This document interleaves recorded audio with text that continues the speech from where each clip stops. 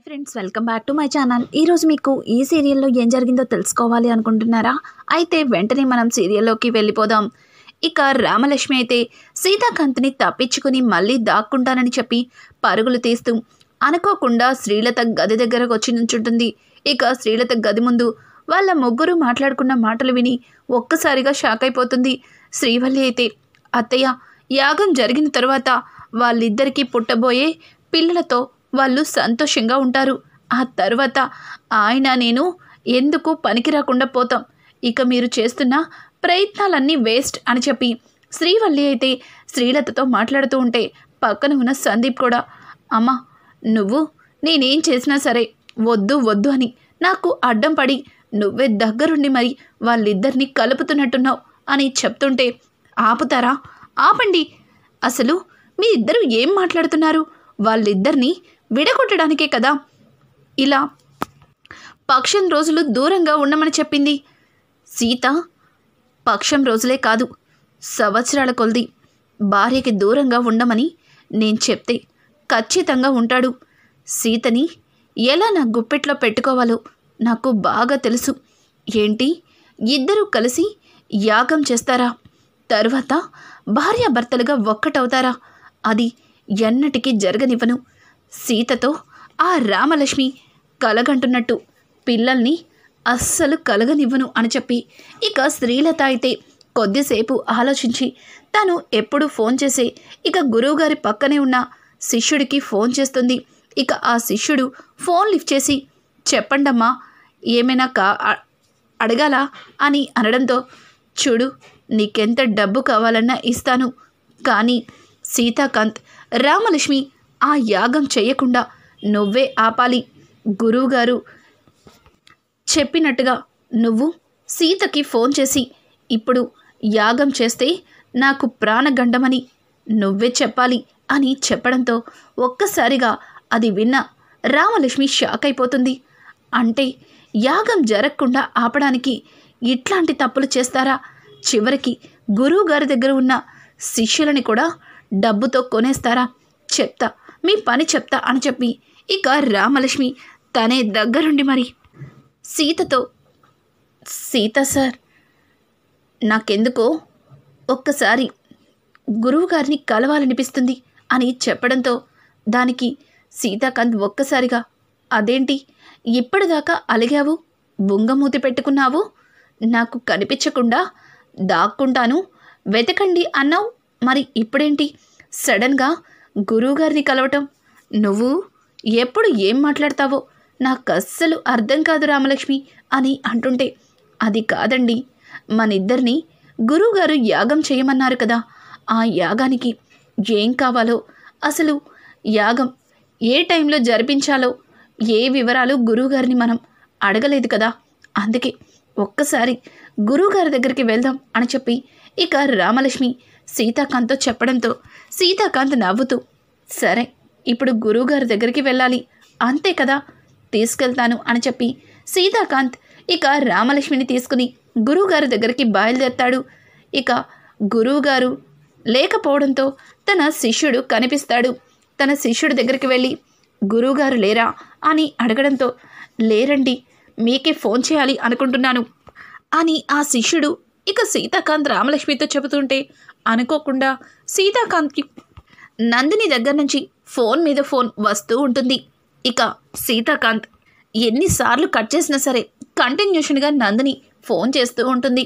ఇక తట్టుకోలేక సీతాకాంత్, రామలక్ష్మి, నువ్వు గురువుగారితో మాట్లాడాలి అన్నావు కదా, మాట్లాడి నువ్వు ఏ ఇన్ఫర్మేషన్ కావాలనుకున్నావో దాన్ని అడిగి తెలుసుకో, నేను ఇప్పుడే ఫోన్ మాట్లాడి వస్తాను అని చెప్పి ఇక సీతాకాంత్ ఫోన్ తీసుకొని పక్కకైతే వెళ్తాడు.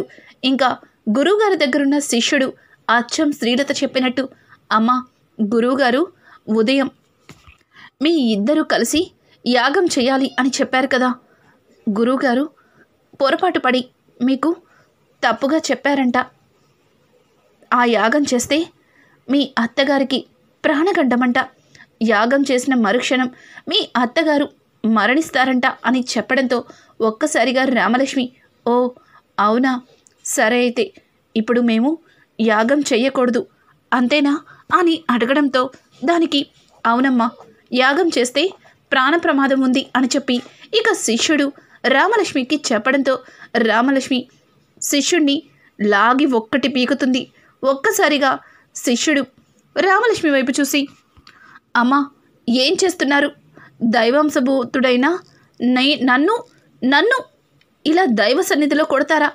మీరు చాలా పాపాన్ని మూట కట్టుకుంటున్నారు అని అనడంతో, లేదు, నీకు పట్టిన పాపాన్ని వదిలిద్దామని వచ్చాను. అసలు నువ్వు గురువుగారి దగ్గర పనిచేస్తూ గురువుగారు నేర్పించి మంచిని వదిలేసి డబ్బు కోసం మా అత్తగారి దగ్గర పనిచేస్తావా? అసలు నిన్ను అని చెప్పి ఇక రామలక్ష్మి అయితే ఆ శిష్యుడిని చెడామడా కొడుతుంది. ఒక్కసారిగా అతని భయపడి, అమ్మ నన్ను క్షమించండి అమ్మా, ఏదో డబ్బుకి కక్కుర్తిపడి తప్పు చేశాను, నన్నేం చేయకండమ్మా. ఈ విషయం గురువుగారికి తెలిస్తే నన్ను ఇక్కడికిక్కడే శపించేస్తారు. వద్దమ్మా వద్దు అని చెప్పి ఇక ఆ శిష్యుడు రామలక్ష్మితో అంటూ ఉంటే వెనక నుంచి గురువుగారు వచ్చి, మంచి పని చేశావమ్మా రామలక్ష్మి. ఛీ, ఇన్ని రోజుల నుంచి నా దగ్గర నమ్మకంగా పనిచేస్తూ నాకే గోతులు తవ్వుతావా? ఇక్కడ జరిగిందంతా మూడో వ్యక్తికి చేరవేస్తావా? అసలు నిన్ను అని చెప్పి ఇక గురువుగారు అతని మీద విరుచుకు పడుతుంటే పక్కన ఉన్న ఇంకో శిష్యుడు, గురువుగారండి, ఇతను ఎన్నోసార్లు ఇట్లాంటి తప్పులు చేస్తూనే వచ్చాడు, కానీ క్షమించి వదిలేశారు. ఈసారి ఇతనికి శిక్ష పడవలసిందే అని చెప్పడంతో, ఏ నోటితో అయితే ఇక్కడ జరిగినవన్నీ మూడో వ్యక్తికి తెలియపరుస్తున్నావో ఆ నోరు మాటలు రాకుండా పడిపోవాలని గురువుగారు అతన్ని శపిస్తారు. ఒక్కసారిగా అతనికి మాట పోతుంది. ఇక అతను ఏం చెయ్యలేక గురువుగారి కాళ్ళ మీద పడతాడు. చూడు, నువ్వు మారి మంచివాడివైన మరుక్షణం మళ్ళీ నీ మాట నీకొస్తుంది అని చెప్పి గురువుగారు అతన్ని శపించినట్టే శపించి దీవిస్తారు. ఇక రామలక్ష్మి అయితే, గురువుగారండి, మీరు రావడం లేట్ అయితే ఏదైనా అనర్థం జరగచ్చు. ఇప్పుడు మీరే మా జాతకాలను బట్టించి అసలు ఈ యాగం ఎందుకు చేస్తున్నామో కూడా ఆయనకి వివరంగా చెప్పాలి అని చెప్పి ఇక రామలక్ష్మి అయితే శ్రీలత గురించి, అలాగే తన కుటుంబంలో జరుగుతున్న అనర్థాల గురించి ఇక గురువుగారికి చెప్తుంది. గురువుగారు ఇంతలో సీతాకాంత్ ఫోన్ మాట్లాడి చాలా టెన్షన్గా అక్కడికి వస్తాడు. సీతాకాంత్ని చూసి, నాయనా సీతాకాంత్, ఇప్పుడు నేను చెప్పేది జాగ్రత్తగా వినండి. అమ్మ రామలక్ష్మి నువ్వు అని చెప్పడంతో, పర్వాలేదు గురువుగారండి, నేను పక్కకి వెళ్తాను అని చెప్పి అక్కడి నుంచి రామలక్ష్మి వెళ్ళిపోతుంది. చూడు సీతాకాంత్, ఇప్పుడు మీరు చేసే యాగం మహాయాగం. ఈ యాగం పూర్తయిన తర్వాత నువ్వు నీ భార్యతో దగ్గరవ్వాలి. అలాగే నీకు రామలక్ష్మికి కలిగే పిల్లలతో నీ తల్లి ఆయుష్ రెట్టింపు అవుతుంది. నీ తల్లి ఆయుష్ పెరగాలన్నా, అలాగే నీ తల్లి బ్రతికుండాలన్నా ఖచ్చితంగా నువ్వు రామలక్ష్మి ఒక్కటయ్యి తీరవలసిందే. యాగం పూర్తయిన తర్వాత మీ ఇద్దరికి ఇదిగో మొదటి రాత్రి ముహూర్తాన్ని కూడా ఖాయం చేశాను అని చెప్పి ఇక పంతులు గారు గురువుగారు ఇక సీతాకాంత్కి చెప్పడంతో, సీతాకాంత్ ఏం మాట్లాడుతున్నారు గురువుగారు, ఇప్పటికిప్పుడు రామలక్ష్మి నేను అని అంటుంటే, అవును నాయన, అవును, నువ్వు నీ భార్య ఒక్కటయ్యే సమయం దగ్గర పడింది. నువ్వు నీ భార్య ఏకం కావాలి, నీ తల్లి కోసమైనా ఒక్కటవ్వాలి అని చెప్పి ఇక గురువుగారు సీతాకాంత్కి ఏదో చెప్తాడు. ఇక సీతాకాంత్ కూడా, సరే గురువుగారు, మీరు చెప్పినట్టుగానే అన్ని ఏర్పాట్లు చేస్తాను అని చెప్పి ఇక అక్కడి నుంచి రామలక్ష్మి దగ్గరికి వెళ్తాడు. రామలక్ష్మి, గురువుగారు ఏం చెప్పారండి, అసలు నన్ను అక్కడి నుంచి ఎందుకు వెళ్ళిపోమన్నారు అని చెప్పడంతో దానికి సీతాకాంత్, అంతా వివరంగా ఇంటికి వెళ్ళాక చెప్తాను. చూడు, ఇక్కడ ఏం జరిగిందన్నది ఇంట్లో ఎవరికీ తెలియకూడదు అని చెప్పి సీతాకాంత్ చెప్పిన మాటలకి రామలక్ష్మి సరేనండి అని చెప్పి తల ఊపుతూ ఇక గురువుగారి వైపు చూసి చిన్నగా నవ్వుతుంది. గురువుగారు కూడా తదాస్తు, ఇద్దరూ ఇలాగే సంతోషంగా పిల్ల పాపలతో ఉండాలని దీవిస్తారు. ఇంకా సీతాకాంత్ గురువుగారు చెప్పినట్టు ఇంట్లో యాగాన్ని పెట్టిస్తాడు. కానీ అది చూసిన శ్రీలత ఆగిపోయేదానికి ఇన్ని ఆడంబరాలు దేనికో అన్నట్టుగా ఇక రామలక్ష్మి వైపు చూసి వెటకారంగా నవ్వుతుంది. శ్రీవల్లి అయితే, అత్తయ్య ఇక్కడ యాగం ఆగేలా కనిపించట్లేదు, జరిగిపోతుందేమో, నాకెందుకో కంగారుగా ఉంది అని అంటుంటే, ఏం మాట్లాడుతున్నావు? అసలు ఈ శ్రీలత ఏదన్నా పని మొదలు పెడితే దాన్ని ముగించే వరకు నిద్రపోదు.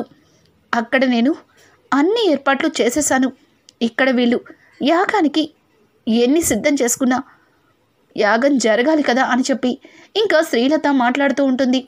ఇంతలో గురువుగారే డైరెక్ట్గా అక్కడికి వస్తారు.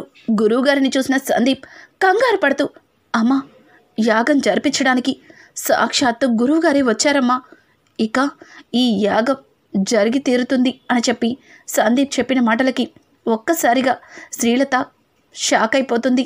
అలాగే తన పక్కన ఉన్న శిష్యుడి వైపు చూస్తే శిష్యుడు భయపడుతూ, నన్ను క్షమించండి అన్నట్టుగా 2 చేతులు పెట్టి దండం పెట్టి తల కిందకి దించుకుంటాడు. ఇక శ్రీలత ఏం మాట్లాడలేక కోపంతో రగిలిపోతుంది. రామలక్ష్మి అయితే శ్రీలత వైపు చూసి కళ్ళని పైకెగరేస్తూ తన కళ్ళతోనే, చూశారుగా ఆయనతో యాగం చేస్తున్నాను, అలాగే పిల్లల్ని కూడా కంటాను అని చెప్పి శ్రీలతకి అర్థమయ్యేలాగా తన కళ్ళతో సైగ చేసి చెప్తుంది. ఇక ఇద్దరితో గురువుగారు దగ్గరుండి యాగాన్ని జరిపిస్తారు. యాగం పూర్తయిన తర్వాత పిల్ల పాపలతో సంతోషంగా ఉండండి అని చెప్పి ఇంకా పెద్ద ఆయన దగ్గరికి వెళ్ళి, చూడండి, ఈరోజు రాత్రి 9:45 దివ్యమైన ముహూర్తం ఉంది. ఆ ముహూర్తంలో వీళ్ళిద్దరూ ఒక్కటైతే ఈ వంశానికి వారసులు పుడతారు, అలాగే ఈ కుటుంబం సంతోషంగా ఎల్లకాలం ఉంటుంది అని చెప్పి పెద్ద ఆయనకి ఇక గురువుగారు చెప్పి అక్కడి నుంచి వెళ్ళిపోతారు. ఇంకా వెంటనే సీతాకాంత్ దగ్గరకు వచ్చి, సీత, గురువుగారు చెప్పింది విన్నావు కదా, ఇప్పటికైనా నీ మనసులో ప్రేమని రామలక్ష్మికి చెప్పు. రామలక్ష్మి నువ్వు సంతోషంగా కాపురం చేసుకుంటే చూడాలని ఉందిరా, మీ పిల్లల్ని ఆడించాలని ఉంది అని చెప్పి ఇంకా వాళ్ళ తాతయ్య సీతాకాంత్తో చెప్పడంతో సీతాకాంత్ కూడా నవ్వుతూ తల కిందకి దించుకుంటాడు. ఇక వీళ్ళిద్దరికీ తెలియకుండానే ఆ గదిని సిరి అయితే అందంగా అలంకరిస్తుంది. ఇటు చూస్తే శ్రీవల్లి, అత్తయ్యగారు, ఇంతవరకు ఏదైతే జరగకూడదనుకున్నామో అది జరిగిపోతుంది. ఇప్పుడు బావగారు అలాగే రామలక్ష్మక్కయ్య ఒక్కటైపోతారు. ఇక రామలక్ష్మక్కయ్య పిల్లల్ని కంటుంది, ఈ ఆస్తి వాళ్ళకైపోతుంది, అలాగే బావగారికి మీ మీదున్న ప్రేమ గౌరవం అన్నీ కూడా తగ్గిపోవచ్చు. తన భార్య తన పిల్లలు అంటూ బావగారిక మిమ్మల్ని పట్టించుకోకపోవచ్చు. అయిపోయింది, అంతా అయిపోయింది.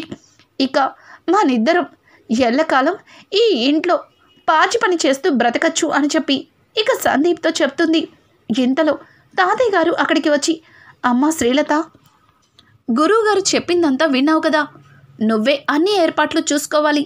చూడు, నీకు ఎట్లాంటి ఆరోగ్య సమస్య ఉన్నా అది సీతాకాంత్తో అస్సలు చెప్పకూడదు. ఎట్టి పరిస్థితుల్లో ఈరోజు వాళ్ళిద్దరి శోభనం జరిగి తీరాలి, లేకపోతే నీకే ప్రాణగండమని గురువుగారు స్వయాన నాకే చెప్పి వెళ్ళారు అని చెప్పడంతో ఒక్కసారిగా శ్రీలత షాక్ అయిపోతుంది.